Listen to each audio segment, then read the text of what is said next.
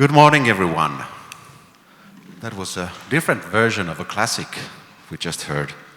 It was great. Welcome to the second plenary session and the second keynote speech or keynote session of this PJP meeting of 2025. This is entitled Global versus Local, or even Glocal, the future of cultural and educational offering in Europe. And this is with Daniel Broncano and Maria Martínez Iturriaga.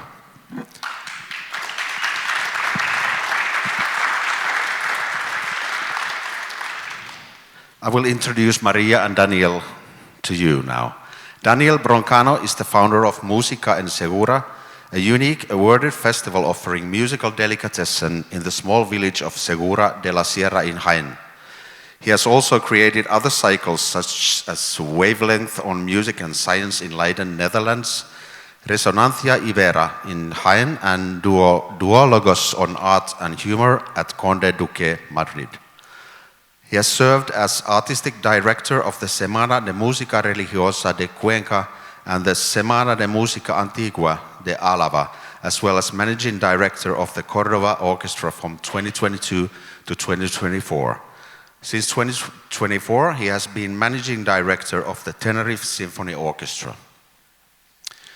Maria Martínez Iturriaga is senior vice president for the Berklee Global Division, including oversight of all global programs and partnerships, the Abu Dhabi Center, and new projects with strategic relevance for advancing Berklee's global engagement and presence. Joining Berklee in 2008, Martínez Iturriaga was at the forefront of establishing the college's first international campus in Valencia, Spain, where she served as executive director from 2016 to 2023. Prior to Berklee, she worked with the AEA Consulting in New York, one of the world's leading arts, culture, and entertainment consulting firms, where she assisted clients such as the New York City Opera and Fundación Televisa. So welcome. I will introduce or initiate today's discussion. Given the current unification trends in European mainstream music, as opposed to the growing number of local and indigenous musical expressions, how do we see the future of the European music scene? Is it going to be more or less standardized, more diverse or more centralized in terms of styles, genres, and cultures? These reflections could evoke the question, what kind of repertoire do we practice and teach in our institutions? Do we encourage originality and uniqueness or indigenous music styles in our students' choices of repertoire? Or do we prioritize the knowledge necessary to succeed in the current music industry? The latter not necessarily encouraging original thinking, maybe. We have recently witnessed the emerging success of certain non-American music styles on the global lists. For example, there is a notable number of songs in Spanish nowadays on the Spotify Global Top 50 playlist, and K-pop has received more global success than ever before. Is this a sign of glocalization, as in think or operate globally, act locally? The use of global marketing and distribution channels to highlight something non-global or even local? Or is it just reflecting the widespread nature of the Spanish language? It's becoming a global tongue, just like English has been after the Second World War. And K-pop just using the huge marketing muscles of the South Korean media enterprises through channels with a global reach, such as YouTube, not trying to reach local audiences, but global ones. A good example of glocalization in the music business can be found in Finland, my home country. The three majors, Warner, Universal, and Sony, dominate the market and airplay, but mainly with popular music sung in Finnish. Thus, they are using their global modes of operation, resources, business strategies, and know-how, but produce, distribute, and market music for local consumption in the local language with a touch of Finnishness. We all must have noticed that there is a European-wide stream towards nationalism. Will this reflect the way politicians and policymakers value culture and cultural education? Are we turning inwards in our countries and nations, while the global reach and consuming of cultural products is easier than ever before? Is there a notable tension between global and local? How does the glocal manifest itself in the fields of music, business, and education? Is there a notable shift or trend towards one of these or away from one of these? Hopefully we will find some answers to these challenging questions with Maria and Daniel, and after this keynote in breakout discussions with our dear community as well. Thank you, and now over to Maria, please. Thank you, Jere. Thank you for having me. I have to say, first of all, I'm speaking, this conference is going to cover languages, and I have to say I'm very impressed with Jere's ability to pronounce our Spanish and Basque names. I think it's the similarity between maybe Finnish and Basque, but I was very impressed by his pronunciation skills. Congratulations. I'm very happy to be here. Thank you for inviting me. It's great to be here at PJP. And I think there's maybe more questions than answers. I was trying to capture all the questions that you posed. And it's definitely a fascinating topic that we're covering today, and that hopefully we'll have an opportunity to discuss with everyone in this room all these challenging questions. But I would like by starting by offering a small reflection regarding why we're here in the first place. I want to believe that all of us here in this room music plays a strong part in our lives, and music is something that we feel very strongly about. I want to believe that music is something that, just like we heard this morning, that makes us feel things, that can make us feel happy, can connect us, can provide a lot of pleasure in our daily lives. There is the American writer Frank Leibowitz who used to say that music is like a drug, but doesn't kill you. So it has a lot of benefits. So I think the questions that you're asking, and the reason why we're here today to talk about music, to talk about diversity, to talk about language, to talk about how we connect also, and how can we include different cultures through music is a great topic, and something that will always be current. When you first reached out to us to be part of this panel, I was reading a book by Prince's recording engineer, psychologist, researcher, and Berklee professor. Her name is Susan Rogers, and she just released a book called What It Sounds Like. And it talks about how, what music, the music that we love, what it says about us. And the book covers a few concepts that I think are relevant to today's discussion. It talks about the concepts of the popularity and novelty curve, and which talks about how the music that is most consumed has a combination of familiarity or popularity as well as novelty. And it also talks about authenticity and how important authenticity is when we connect, when we connect to music, because it speaks to something very unique, very authentic in ourselves, and it speaks very much about our identity and how we connect to that intimate aspect of the music that connects with something in our identities. And usually authenticity is also connected with the music and the society of our day. I want to believe that the music that we study and that we are exploring in this group is music of the day, right? And the music of the day always has an aspect about what society is about, what concerns us, what's going on in the world, and so that authenticity part is very much connected to the music of the day. So bringing it back to why we're here and the education institutions that we represent, I also believe that as educational institutions, we need to meet the students, our students, where they are. And a student from 10 years ago, 15 years ago, is in a very different place from a student today in 2025. So how is the music that we study, how is the approaches that we embrace in education connecting and bridging education with the students of today and of the future?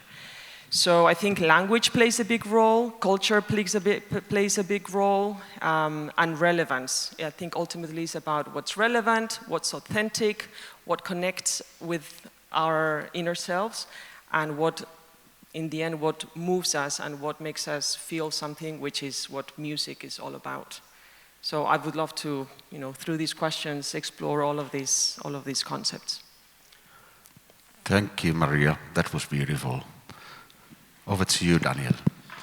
Egunon, buenos días, good morning, everybody. This is such a challenge to respond to all these answers. I specifically asked not to be lined up with very clever people, but that didn't happen. So it's a challenge to come up with some interesting points on this question about local globalization, tradition. I like all these statements about unequal distribution, like in wealth or biodiversity, and I think that happens with music. When we think on mainstream music or the music that is listened worldwide, that probably 1% of the music that there is listened 99% of the time. And that's the challenge, is to actually foster and safeguarding the amount of richness that there is out there. I'd like to challenge the idea of local and traditional, because I think that what makes us humans, and that's such a feature of sapiens, as opposed to Neanderthals, is to create storytelling. This Christmas I was fascinated with this book, Sapiens, by Yuval Noah Harari, this writer. And I think that's such an interesting point, that we create stories. And that happens with constellations, that we figure out a story out there that is more literature than literal. And of course, culture and the arts is exactly that. Music makes us fly and makes us realize that there are other possible realities. It creates another layer in reality. And I say that because I think that sometimes we idealize traditions and we idealize local. When I was creating Música in Segura, this music festival in my tiny village, 150 inhabitants, deep in Andalusia, some people asked insistently, well, you'll play, in this festival, you'll play folk and jotas from here.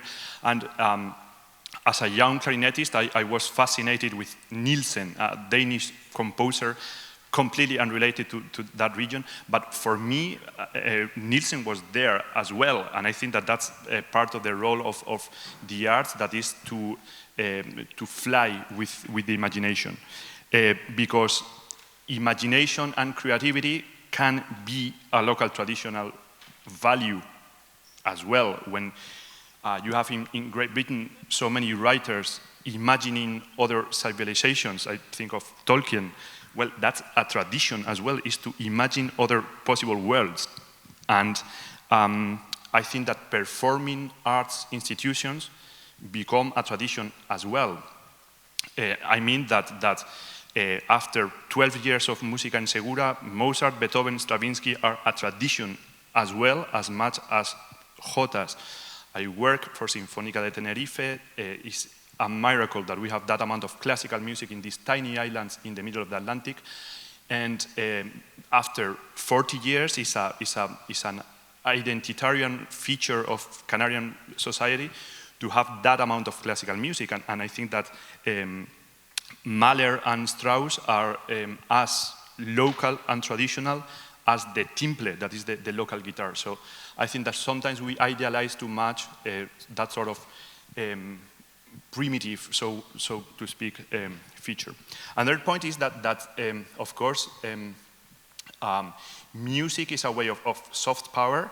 Language and culture sometimes are more effective than soldiers and tanks to spread your influence and your power, and that enhances the importance of music to unify a society. And speaking of that, we all live after or under the effects of I think the biggest example of globalization in the arts and in culture. And no, I don't think that's K-pop, or that's not English-based pop music, or is not Spotify. I'm speaking of Gregorian chant, because I think that's been the biggest globalization process. 7th century after Christ. It was really a standardization of music across Europe, unified form that erased all the other musical dialects, as Ambrosian, Mozarabic, all of them. It was really driven politically and religiously. It was intentional, and it was a scheme, really. And interesting enough is that written notation was the tool to actually spread that faster, to export it, to replicate it, to impose it large scale. Actually to erase all the local traditions, and that's we are in most of the classical music in the Western world. We are living under that a centralized local authority. I think all the monastic centers were like a distribution network. I'm saying all this because I find it so interesting that sometimes we think that what happens today has never happened before, and actually maybe this example can be as frightening or maybe as encouraging and positive as if we think of the effects of Spotify nowadays. And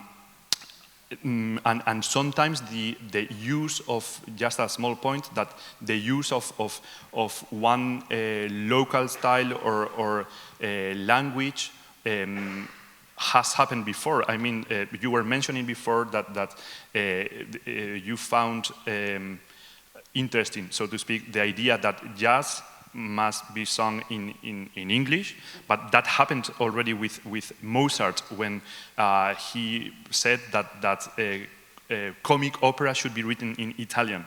And is that a fashion? Is that something that works better because of the melodic style of the language? So these are my points to kick the ball. That's it. Thank you, Daniel. That was enchanting. So my first question to you, Maria and Daniel, is how do you perceive the current balance between globalized mainstream music and local or indigenous musical expressions in Europe? Are we moving toward greater diversity or increased centralization? Can you start, Daniel, with this? I want to think that we are always moving forward, and the world is better now than ever, but that's because it's Saturday, and I'm a positive person. But I guess that history is like a pendulum, that it goes back and forth, and what is, I think, objective is that whatever is going on faster today. But I think that I guess that I want to think that we are reinforcing the storytelling of local, and I guess that's the way forward on safeguarding the diversity. That is to make sure that we keep a space for the diversity of art forms and music forms, and Yeah, but I want to think that, because I started with all these examples from many centuries ago, that I don't think there's a black future or a negative future. Yeah. Do you want to add to this, Maria? Yeah, the idea was that we were going to disagree on everything, so that it was going to be an interesting topic, but it's going to be a little bit difficult. I think we live in a globalized world that is very much dictated by demographics, and the examples that you provided earlier about how Gregorian chant was extended across Europe. We can see very similar trends happening in the last century or so, where English has been a dominating language, and where, to that earlier comment about jazz has to be sung in English, I think our students are interested in developing content or working in markets that, where they can get jobs, where they can sell their music.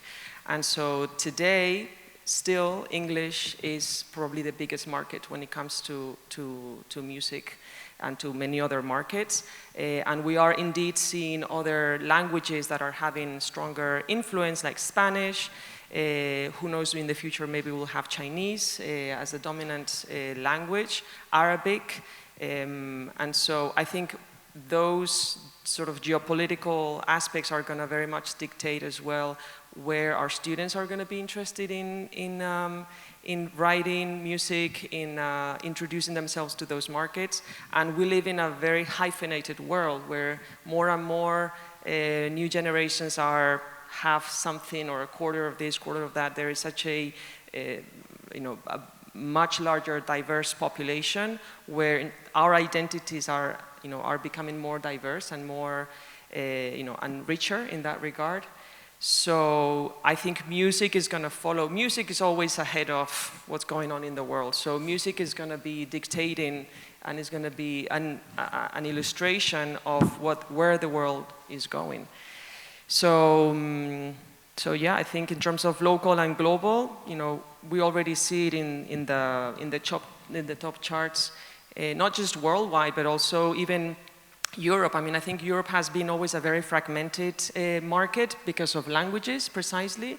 And the demographics of Europe are changing so much in the last decades that we are already seeing in France, for example, the top songs in Spotify is music that with strong influence from North Africa. So that's clearly a reflection of the demographics of France, and and we'll see that in all of Europe and globally.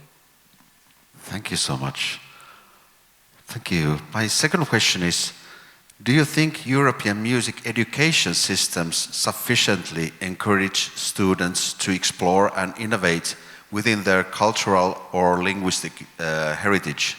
What is the importance of languages to music diversity in the first place, and what could music education do to cultivate diversity? Would you like to answer first, Maria? Sure. I think that's maybe a question for all the people in this room. Absolutely. But I was very happy to know that there's going to be, or there is a new working group taking place at AEC with the traditional and folk music. I think that's a really great step to provide visibility and build a network around this music and around the educational communities that foster and want to nurture this type of repertoire, because it is part of our identity and it's part of what makes us unique and what makes us authentic, coming back to what's really important about music. I feel that in general, music education has been in the last centuries again, been very much the majority of music educational institutions are still very much focused on classical music. But again, to your earlier point, when you think of compositions, many composers in the classical world were very much influenced by folk, and they also, when you think again about this mix between popularity and novelty, they would use popular songs or popular repertoire, and then they reharmonized it, or so it's been a technique that is not new. It's been, happening for centuries. What's familiar and what's novel maybe has, it has also been evolving with, throughout the years. But I feel that, I know there are many, more and more programs that are working and providing this avenue for the students, because again, I think we need to be looking at what our students want and what they need, and we should probably listen to them more to understand and to design our, these educational paths to support our students in their development. And we're seeing this in Europe and everywhere, really. I mean, if you look at again, I think the songwriting aspect as well is very important. We were talking about it earlier, where there aren't that many programs that foster students to write their own music. And when it comes to language, that's also a really unique aspect of how you express who you are, what your identity is. I'm sure you can, find English as something that you find traditional, even if it's not your own language. But I think there is a big missed opportunity, and I was reflecting on this earlier. I think, maybe we'll go into this later, but I think, big industry events like Eurovision, I think it's a huge missed opportunity for the world to learn about our diversity and our, and all the different identities that we hold within Europe. So, I have many other thoughts, but I think diversity is something that we should celebrate and that we should encourage. And music and language is a very strong way of fostering that. Okay. Do you want to add to this briefly? Just to complement on that, just to reflect on specifically on languages and educational setting, that sometimes I guess that there's a gap between the languages in the stage or in the rehearsal room or in the classroom and the language in the office. I mean, the gap between expressing yourself to make artistic decisions and the language to do decisions in another level. And I think that was my case when I was living in the Netherlands, where you may think that the English really works as a lingua franca and everything can work in English, but then important decisions are made in Dutch. And I guess that's really important in a conservatoire. That's really important. And also there's a gap between language-wise, again, in between studying and the profession. And I think that's important to bear in mind. Thank you so much. Over to the third question. How do you interpret the concept of globalization in music education and the festival scene? Can you share examples of how global tools and platforms have been used to highlight local music traditions? Maybe you would like to start, Daniela?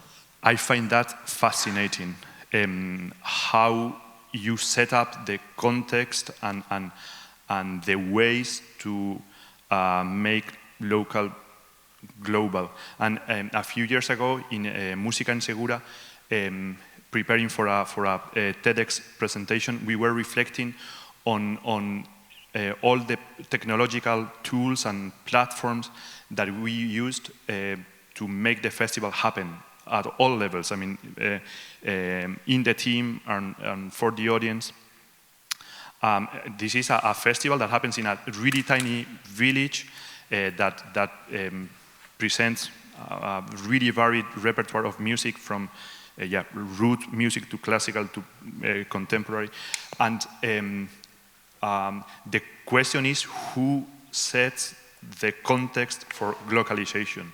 And in that reflection, we found out that out of the 30, 40 tools we used, 95% were American, because most of them are general, and of course that's the big technological, that's Amazon and Google, because we sometimes buy music stands in Amazon, or we communicate ourselves with Google, and the audience books the accommodation with Booking.com that was Dutch and now is American. So now I think we have to be very self-critical in Europe, because yeah, it's really nice to talk about it and to think about it and to make laws about it, but I think that in America and in Asia they are making it, because Spotify maybe is the only really big exception nowadays. But what I found fascinating in that reflection from Música and Segura is that a very local specific festival in my village, yeah, like 20 companies, most of them based in America, were making money out of it. So probably at the same time we are sitting here and we are being very witty and very clever telling ideas, somebody in Portland or Seattle is making money out of it. And they are focusing how to make money out of it. And that's not bad. They are not destroying the world, because sometimes I think we are like ludists in Great Britain in the 18th century. They destroyed machines because they thought they were evil, and machines were gonna destroy employment, and it's the same storytelling as today, no? And I find that fascinating, that actually the tools we use for globalization that is not in our control, or is not set, the context of globalization is not set up by us, and that means that we are not part of that progress, and we are not even making money out of it. Do you want to elaborate on this, Maria? I had never thought of that. That's fascinating. Now welcome. Now I'm going to have welcome. a night. Yes, but I think one needs to be intentional about these things if you want to change the dynamic, and I think it also is related to the storytelling aspect of telling our stories and telling what's important to us, and I feel that in terms of in terms of being, celebrating our diversity and what we represent, it's very easy to be taken by the inertia and using what's the low-hanging fruit, what's most convenient, and markets are really good at that, and making it easy for you to go with the stream and just follow the inertia without reflecting and without being aware of why you're doing what you're doing. So I think one is to be, and I feel these conversations are really important for us to be aware of why we're doing what we do and being intentional about our daily decisions. So I think that, bringing that, and encouraging these conversations is important. And there was one point I wanted to make, but I just have Booking in my head right now, and I'm not, Booking.com, yes. I'll come back to it in a minute, but yeah, no, okay. So yeah, the point that I was gonna make about that is that, I think also of this idea of existence. Just by being, you demonstrate some type of resistance to this flow, to this inertia. So, really thinking about who we are, why we do what we do, and just existing and being. And music, again, is a great way of demonstrating and being authentic. Is already an act of resistance. So that we can celebrate and we can make sure that we're not included in this huge amorphous bag where we all look the same, we all speak the same, and yeah, maybe one day we can have this conversation in multiple languages and we'll all understand each other. I don't know, but anyways, being by, yes, existence by resistance. Thank you, Daniel. Thank you, Maria. My fourth question would be, what steps should educational institutions take to ensure that students are prepared for a diverse and evolving music industry, both locally and globally? So, I think going back to this idea of diversity and educational institutions, I really believe is a multi-layered approach. I think the students deserve the right environment for them to grow and to nurture and to flourish. And diversity, I think, it plays a huge part in this experience for our students. And it's not just about teaching in different languages. I think it really comes first from the top. And by the top I mean what's the mission of our institutions? What is our vision? Who is our leadership? What are the values that our leadership holds? And that can very much dictate the experiences and the environments that we provide to our students and to our communities. What is the repertoire? What is the curriculum? Who are the teachers that are in daily contact with our students? Because that is going to very much attract as well the very diverse populations that we have already in our countries or abroad. And the students want to see themselves reflected in the communities that they want to belong to. So by providing a diverse environment, diverse faculty, diverse teams, diverse thinking as well, because it's not just about what we look like, but also how we think and how we embrace different ideas, and openness in that regard, I think will provide, first of all, an environment that is conducive and inclusive for our students to be vulnerable and to grow, because that's what we want our students to have, this space for, the world out there is very complicated, so we need to let them make mistakes while they are learning. And we need to prepare them for a very competitive world. And I think as education institutions, we need to create these environments, these micro worlds that are going to prepare them for the world out there. So how do we find that balance between reality, but also nurturing their pathways, as they learn? So it is, it's not an easy fix. It's not just, do this, do that. I think it's really it's a mindset that I think needs to, be infused across all layers of an institution and of a community.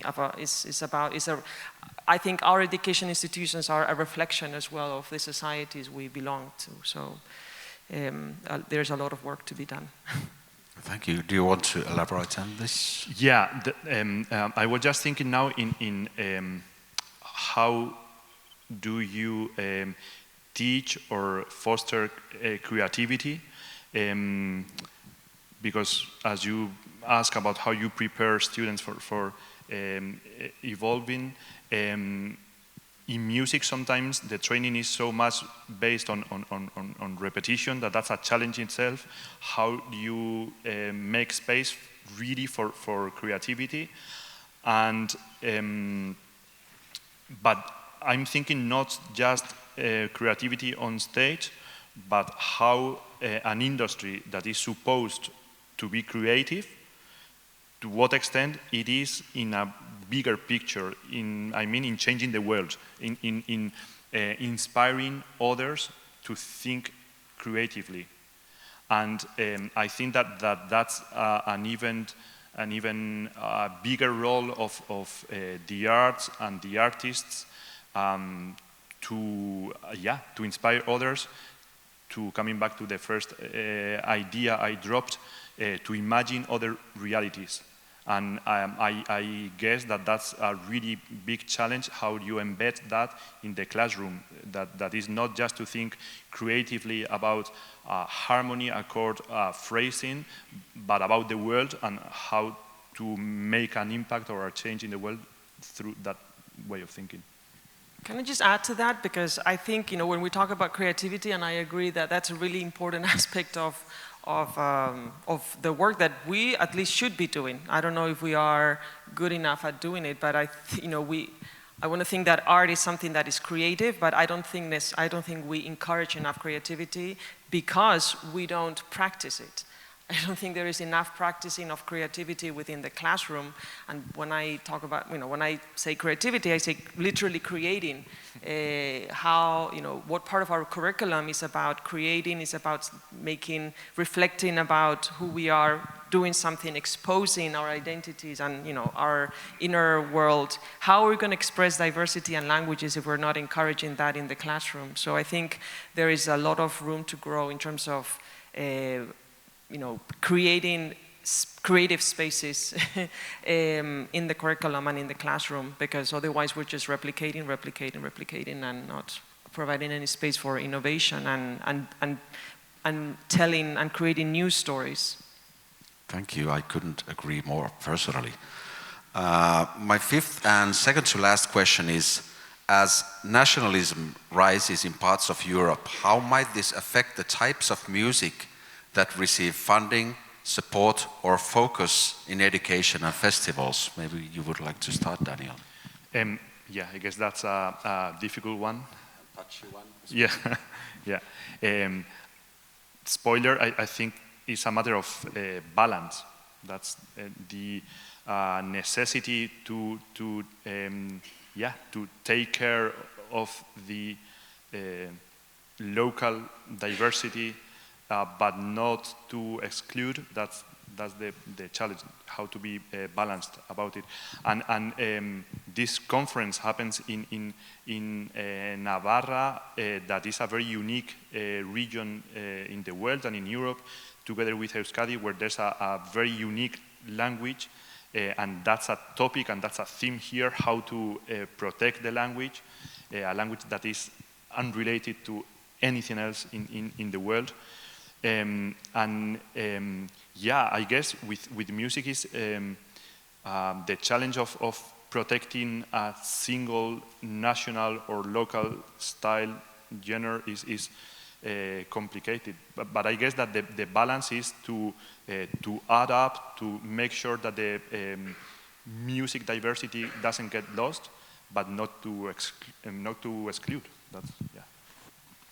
Thank you. Do you want to add to this, Maria? I mean, I think we're seeing you mentioned it earlier, that we're seeing a rise of folk music being infused into mainstream, and that's a great phenomenon that is happening. And I see that artists are looking to differentiate themselves, and I feel that the industry, is also attentive to what is, what the artists want to say, and ultimately what the audiences want to hear. And if we go back to this idea of the novelty and familiarity curve,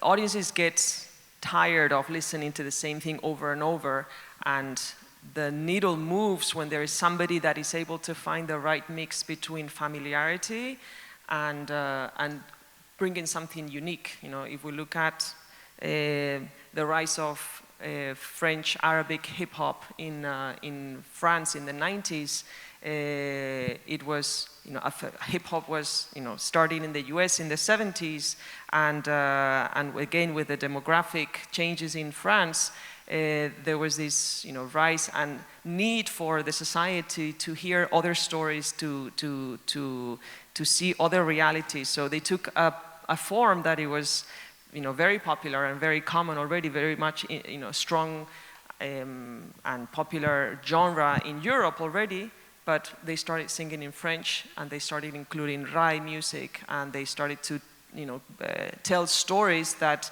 people had not heard before about the banlieue, about, the realities in the outskirts of Paris. And that became a huge phenomenon in France and in Europe, and now, growing in the Arabic-speaking world, and,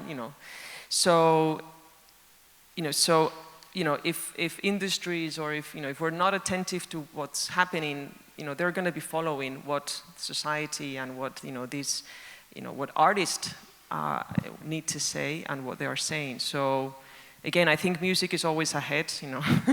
We're all catching up to the creators that are, the geniuses that are moving the needle, and maybe we're not realizing, but probably somebody that is in their bedroom right now, mixing samples or using traditional, who knows, you know, maybe they're taking a pop song and singing it in another language, or including whatever, you know, maybe a jota, which is already happening anyways, but you know, that's going to be growing and growing, and we need to catch up to that. Just another thought on this, because sometimes we think that when there's a sort of nationalistic political movement or motion, then that trend means that the local national art forms are fostered. And I was just thinking that in Spain a few decades ago, when we had a conservative party in government after a long time of socialist party, there was a very interesting process where television was very much well, I'm starting here a very controversial topic. I'm gonna go for it. So they controlled a lot the news to convey their storytelling. And here in Spain we have Radio 3, that is a really good radio, is unique, admired everywhere. It's sort of the indie music radio, very diverse. And at the same time they were controlling the news, they were asking Radio 3 to be more avant-garde, more progressist as escape. Because then it was a balance between we are really enhancing diversity and a number of realities in the country.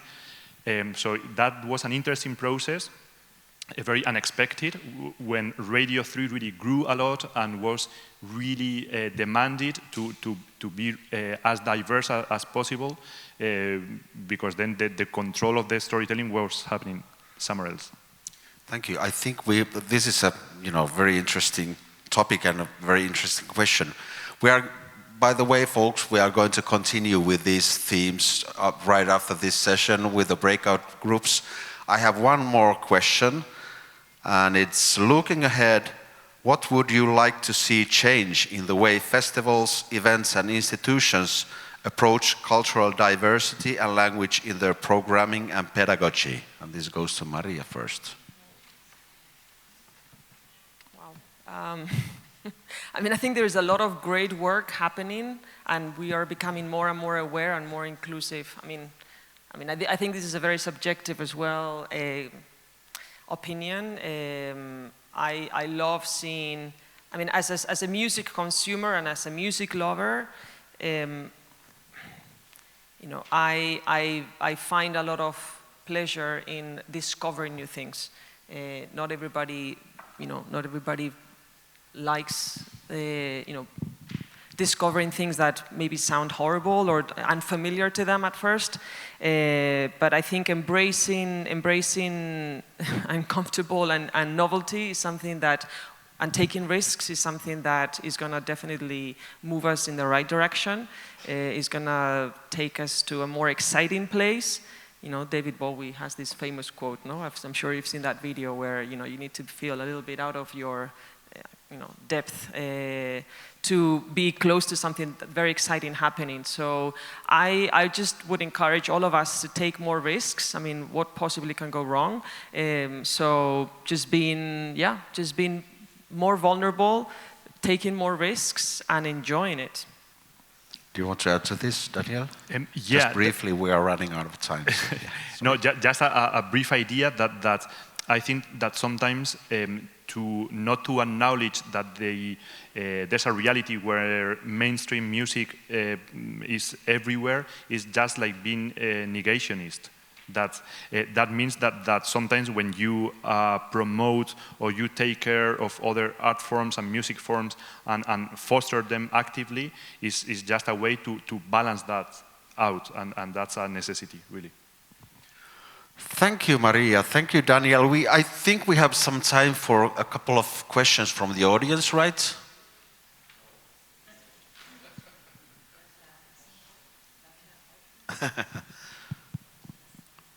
Is it working? Beatriz is Bea has a mic and it's not Micrófono de working. Beatriz. Testing. Okay. Well, that's a difficult question, I must say. Okay, maybe a couple of questions from the audience, and then we have to move on to the discussion groups. Any questions to Maria and Daniel? There is one. Oi.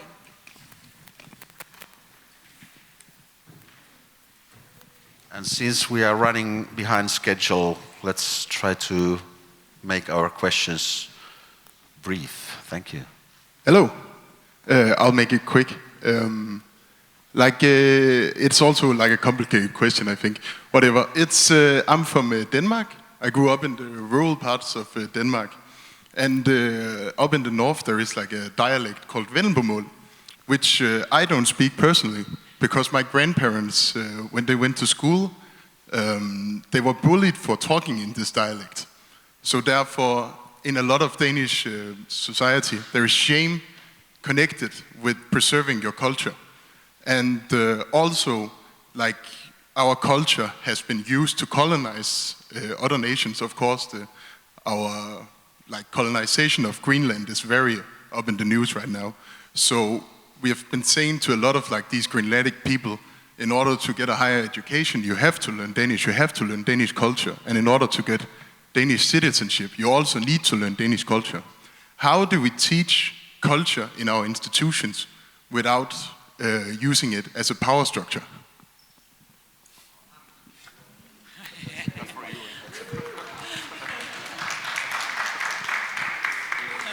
I mean, I don't think there is anything wrong with having power. It's just how you use it. I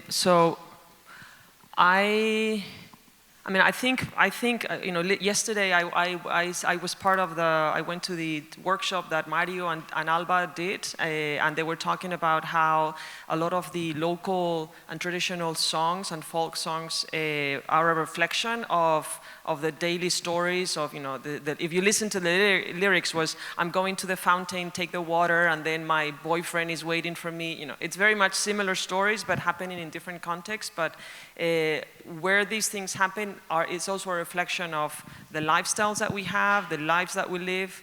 And I think we should be proud of what, of different ways of living, different ways of understanding how we live and how we connect with each other. I think